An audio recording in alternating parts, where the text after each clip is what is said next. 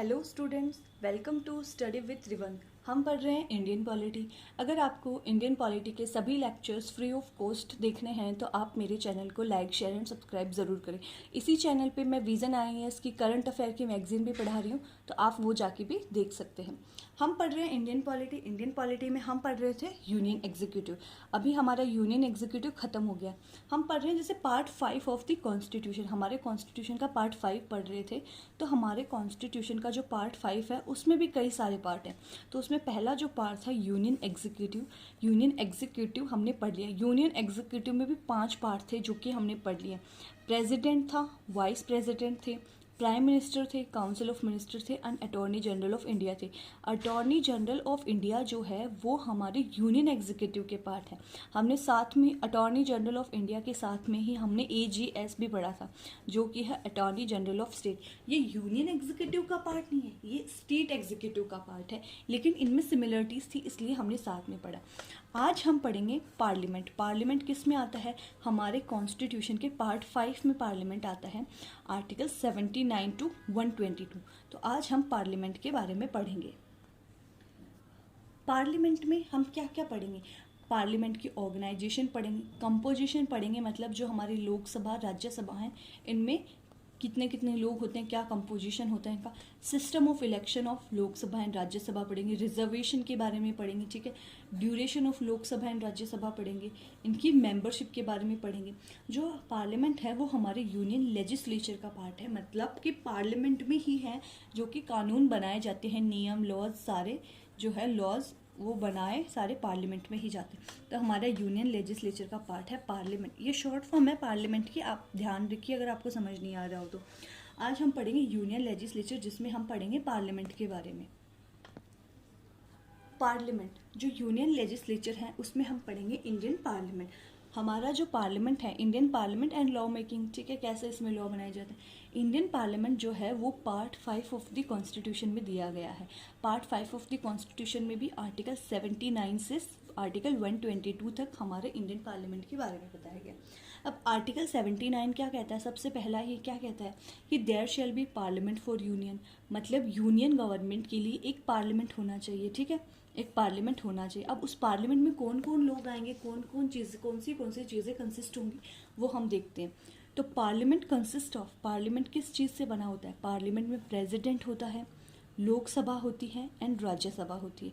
ये 3 चीज़ों से मिलकर पार्लियामेंट बना होता है। मतलब जो हमारा पार्लियामेंट होता है उसमें प्रेसिडेंट होते हैं, लोकसभा होती है और राज्यसभा होती है, ठीक है। अब जो लोकसभा है उसको हमारे कॉन्स्टिट्यूशन में किस वर्ड से लिखा गया था? तो वो लिखा गया था हाउस ऑफ द पीपल, मतलब जनता का हाउस, जनता का घर। तो हाउस ऑफ द पीपल मतलब लोकसभा। राज्यसभा को बोला गया था काउंसिल ऑफ द स्टेट्स, मतलब जिसको स्टेट का रिप्रेजेंटेशन होता है। लोकसभा में जनता का रिप्रेजेंटेटिव चुन के जाता है, राज्यसभा में स्टेट का रिप्रेजेंटेटिव होता है, ठीक है। जो पहले हमारे कॉन्स्टिट्यूशन के अंदर originally house of the people, council of the state लिखा गया है, काउंसिल ऑफ द स्टेट्स लिखा गया है, ठीक है। लोकसभा और राज्यसभा जो हिंदी नेम्स है वो हमारे कॉन्स्टिट्यूशन ने अडॉप्ट किए थे 1954 में, मतलब ये 1954 में इनके हिंदी नाम्स को अडॉप्ट किया गया था। उससे पहले इन्हें काउंसिल ऑफ पीपल और काउंसिल ऑफ स्टेट ही कहा जाता था। अब हमारा जो पार्लियामेंट है उसके क्या क्या फंक्शन होते हैं वो हम देखते हैं। जो पार्लियामेंट के, अभी एक चीज़ और देख लो, इसके अंदर जो प्रेसिडेंट होते हैं वो जो हमारे लोकसभा और राज्यसभा के मेंबर नहीं होते। जब हमने प्रेसिडेंट पढ़ा था तब देखा था, जो प्रेसिडेंट होते हैं वो लोकसभा और राज्यसभा के मेंबर नहीं होते, बट एक इंटीग्रल पार्ट होता है पार्लियामेंट का। मतलब पार्लियामेंट का एक पार्ट इसलिए होता है कि कोई भी जो लॉ है, नियम है, कानून है जो कि पार्लियामेंट बनाएगा वो बिना प्रेसिडेंट के सिग्नेचर के या बिना प्रेसिडेंट के असेंट के वो लॉ नहीं बन सकता। सारे जो हमारा काम होता है कॉन्स्टिट्यूशन का वो प्रेसिडेंट की सहमति से ही होता है। इसलिए प्रेसिडेंट जो है वो लोकसभा या राज्यसभा के मेंबर नहीं होते, बट एक इंटीग्रल पार्ट होते हैं हमारे पार्लियामेंट का। फंक्शन ऑफ द पार्लियामेंट, अब पार्लियामेंट के क्या फंक्शन होते हैं? तो पार्लियामेंट के फंक्शन होता है लॉ मेकिंग करना, ठीक है, एग्जीक्यूटिव को ड्राइव करना, constitute power, source of authentic information, financial role, ठीक है। अब जो हमारा पार्लियामेंट है वो हम देखते हैं भाई पार्लियामेंट किन चीज़ों पे लॉ बना सकता है, एक चीज़ भी तो है ना। तो parliament can make law for the union list and concurrent list. इस चीज़ का जिक्र हमने कई बार किया है। जो हमारा जो 7th schedule of the constitution है, हमारा जो 7th schedule of the constitution है ये 3 लिस्ट के बारे में बात करता है। कितनी लिस्ट के बारे में? 3 लिस्ट। जो पहली है वो होती है यूनियन लिस्ट, सेकंड जो होती है वो होती है स्टेट लिस्ट, थर्ड जो होती है वो कंकरेंट लिस्ट। यूनियन लिस्ट में जो भी सब्जेक्ट्स आते हैं या जो भी मैटर्स आते हैं उनके ऊपर केवल हमारा पार्लियामेंट जो है वो लॉ या कानून या नियम बना सकता है। सेकंड होती है स्टेट लिस्ट। स्टेट लिस्ट में जो भी सब्जेक्ट्स आते हैं उन पे सिर्फ और सिर्फ हमारा स्टेट जो है वो कानून बना सकता है इन दी नॉर्मल सर्कमस्टेंसेस। मतलब अगर इमरजेंसी लगी होगी तो वो सारे जो स्टेट लिस्ट को कानून बनाने की जो पावर है वो सारी हमारे सेंटर के पास चली जाएगी। लेकिन नॉर्मल सिचुएशन में जो स्टेट लिस्ट में जो भी सब्जेक्ट आते हैं उनके ऊपर कानून बनाने का हक सिर्फ और सिर्फ स्टेट्स का है। कॉन्करेंट लिस्ट में जो सब्जेक्ट्स आते हैं उनके ऊपर जो कानून बनाने का जो हक है वो यूनियन और स्टेट दोनों का है, मिलके बना सकते हैं। ठीक है, जो हमारा पार्लियामेंट है वो कंसोलिडेटेड फंड ऑफ इंडिया का कस्टोडियन है। अब हम देखते हैं राज्यसभा और लोकसभा के बारे में कि उनमें क्या क्या होते हैं, कैसे कैसे होते हैं। सबसे पहले हम देखते हैं राज्यसभा। राज्यसभा है, इसको upper house of the parliament कहते हैं। ठीक है, इसको upper house of the parliament कहते हैं, लेकिन ये सेकंड चैम्बर होता है हमारे हाउस का। हाउस तो ये अपर है लेकिन सेकंड चैम्बर होता है। एक चीज़ ये भी है, जब हम टीवी में या वो देखते हैं कि राज्यसभा और लोकसभा की जो असेंबली चल रही होती है उसको हमें दिखाते हैं, तो उसमें देखना कि हमें पता कैसे चलता है कि ये राज्यसभा ये लोकसभा। जो राज्यसभा होती है उसमें रेड कारपेट बिछा होता है और जो लोकसभा होती है उसमें ग्रीन कारपेट बिछा होता है। आप इसको ऐसे याद कर सकते हो, राज्यसभा मतलब आर मीन्स रेड कारपेट, तो ये चीज़ ध्यान में रख सकते हो आप। राज्यसभा को upper house of the parliament कहा जाता है and second chamber of the parliament कहा जाता है। अब राज्यसभा में कितने लोग होते हैं? ठीक, कंपोजिशन हमारे कॉन्स्टिट्यूशन में लिखा गया है, ये बात हमारे कॉन्स्टिट्यूशन में लिखी गई है कि राज्यसभा में जो मैक्सिमम नंबर की स्ट्रेंथ है, मैक्सिमम मेंबर्स की जो स्ट्रेंथ है वो 250 हो सकती है। ठीक है, प्रेजेंटली इतनी नहीं है, प्रेजेंटली हमारे राज्यसभा में कम मेंबर्स हैं। प्रेजेंटली हमारे राज्यसभा में प्रेजेंटली जो हमारी राज्यसभा में है वो 245 मेंबर्स हैं, लेकिन जो मैक्सिमम स्ट्रेंथ है 250 से कम हो सकती है जो, लेकिन मैक्सिमम जो स्ट्रेंथ है वो 250 ही हो सकती है। 250 से ज़्यादा नहीं हो सकते, इससे कम हो सकते। तो हमने देख लिया जो राज्यसभा है उसमें 250 मेंबर हो सकते हैं, वो उसकी मैक्सिमम स्ट्रेंथ है। ठीक है, जिनमें से जो 12 मेंबर्स हैं, भाई अभी करंट में 250 मेंबर हो सकते हैं, जिनमें से कि जो 12 मेंबर हैं वो नॉमिनेटेड मेंबर होंगे। ठीक है, और जो 238 मेंबर हैं वो इलेक्टेड मेंबर्स होंगे स्टेट प्लस यूनियन टेरिटरीज से। यूनियन टेरिटरीज से जो इलेक्टेड मेंबर होंगे और स्टेट से जो इलेक्टेड मेंबर होंगे वो 238 होंगे, और जो 12 मेंबर हैं वो नॉमिनेटेड होंगे। उनको कौन नॉमिनेट करेगा? उनको प्रेसिडेंट नॉमिनेट करेगा, और ये नॉमिनेट करना ज़रूरी है। ऐसा नहीं है कि 12 सीटें खाली छोड़ दें, इन्हें नॉमिनेट करना ज़रूरी है, और इन्हें नॉमिनेट हमारे प्रेसिडेंट करते हैं। किस चीज़ में? ऐसा नहीं है कि किसी को भी उठा के नॉमिनेट कर दिया कि आप हो मैं हूँ और चलो भाई मेरा मन किया मैंने इनको नॉमिनेट कर दिया, ऐसा नहीं हो सकता। किसी स्पेशल फील्ड में उनको महारत हासिल हो, जैसे art, literature, science, social service, इन सभी में से अगर किसी एक में भी उसने एक एक्सट्रीम अलग तरीके से काम करा है या उसने बहुत ही जाना पहचाना काम करा है, तो उसे हमारे प्रेसिडेंट जो हैं as a member of Rajya Sabha चुन सकते हैं। ठीक है, अब हम आगे देखते हैं। हमने देखा कि हमारे जो राज्यसभा है उसमें मैक्सिमम नंबर ऑफ दी जो सीट्स हैं वो 250 हैं, लेकिन अभी करंट सिचुएशन में हमारे जो प्रेजेंट जो कितने मेंबर्स हैं 245 मेंबर्स हैं, जिनमें से 12 जो पर्सन्स हैं वो नॉमिनेटेड हैं, 229 जो पर्सन्स हैं वो हमारे स्टेट के इलेक्टेड एमपीज़ हैं, और 4 जो पर्सन हैं, 4 नहीं अभी जैसे जम्मू एंड कश्मीर को भी यूनियन टेरिटरी बना दिया है, जो 233 जो है वो हमारे स्टेट से रिप्रेजेंटेटिव हैं राज्यसभा में, और जो बाकी के 4, 5, 6, 7, 8 जो हैं वो हमारी यूनियन टेरिटरीज के रिप्रेजेंटेटिव हैं। हमने क्या देखा, करंट में हमारे पास 245 मेंबर्स हैं, जिनमें से 12 नॉमिनेटेड हैं, 233 जो हैं वो स्टेट से इलेक्टेड मेंबर्स हैं, और 8 जो हैं वो यूनियन टेरिटरीज से हैं। तो हमने देखा प्रेजेंट हमारे पास 238 जो है टोटल इलेक्टेड मेंबर्स हैं।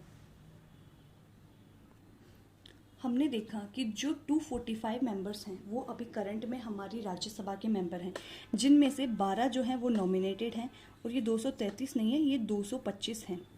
225 जो हैं वो स्टेट के रिप्रेजेंटेटिव्स हैं, 8 जो हैं वो हमारी यूनियन टेरिटरीज़ के रिप्रेजेंटेटिव्स हैं। हमने देखा 238 मेंबर्स जो होते हैं वो इलेक्टेड होते हैं, ठीक है, जिनमें से जो 225 हैं वो हमारे स्टेट्स के रिप्रेजेंटेटिव्स हैं, 8 जो हैं वो हमारे यूनियन टेरिटरीज़ के रिप्रेजेंटेटिव्स हैं और 12 जो हैं वो नॉमिनेटेड हैं, ठीक है। हमने देखा यूनियन टेरिटरी 3 जो हैं दिल्ली के हैं, 1 जो है पुडुचेरी से है और 4 जो हैं वो जम्मू एंड कश्मीर से हैं, ठीक है।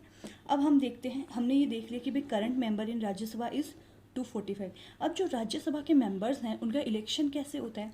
उनका इलेक्शन होता है PRS एंड STV सिस्टम से, मतलब प्रोपोर्शनल रिप्रेजेंटेटिव सिस्टम से, जो कि सिंगल ट्रांसफरेबल वोट होता है। जैसा कि हमारे प्रेसिडेंट के इलेक्शन के टाइम जो प्रोसेस यूज की जाती है, उसी प्रोसेस के थ्रू हमारे राज्यसभा के मेंबर ऑफ पार्लियामेंट जो हैं उनको इलेक्ट किया जाता है। तो अगर आपको ये जो PRS सिस्टम क्या होता है, कैसे होता है, तो उसके लिए आप प्रेसिडेंट वाला चैप्टर देख सकते हो और थोड़ा सा मैं आपको बता देती हूँ। ऐसे होता है कि एक पर्ची दी जाती है जिसके अंदर कैंडिडेट्स के नाम लिखे होते हैं, तो उन पे आपको प्रेफरेंस देनी होती है कि भाई पहले नंबर पे आपको यही चाहिए, दूसरे नंबर पे आपको ये चाहिए, तीसरे नंबर पे ये चाहिए। अगर किसी को सबसे कम वोट मिले हैं, भाई किसी एक प्रेफरेंस को जो सबसे कम वोट मिले, तो उसके सेकेंड प्रेफरेंस को वोट ट्रांसफ़र हो जाएंगे। ऐसे करके 50% से ज़्यादा वोट लाने होते हैं, ठीक है। तो राज्यसभा के जो मेंबर्स हैं उनके इलेक्शन की प्रोसेस भी यही PRS single transferable vote system होती है, ठीक है। जो राज्यसभा के MPs हैं, मेंबर ऑफ पार्लियामेंट हैं, वो किन के थ्रू इलेक्ट किए जाते हैं? वो MLAs के थ्रू इलेक्ट किए जाते हैं। मतलब जो राज्यसभा के MPs हैं वो स्टेट लेजिस्लेटिव के MLAs जो होते हैं, स्टेट लेजिस्लेचर के जो मेंबर्स होते हैं, उनके थ्रू हम राज्यसभा के MPs को इलेक्ट करते हैं। अब हम देख रहे हैं कि जो स्टेट का रिप्रेजेंटेशन है, जो स्टेट है जो उसका रिप्रेजेंटेशन है वो राज्यसभा में कैसे होगा। मतलब जो राज्यसभा में MPs होंगे जो स्टेट के थ्रू आए हुए होंगे, वो स्टेट लेजिस्लेचर जो MLAs हैं वो उनको इलेक्ट करके भेजेंगे। लेकिन यूनियन टेरिटरी में ये रिप्रेजेंटेशन कैसा है?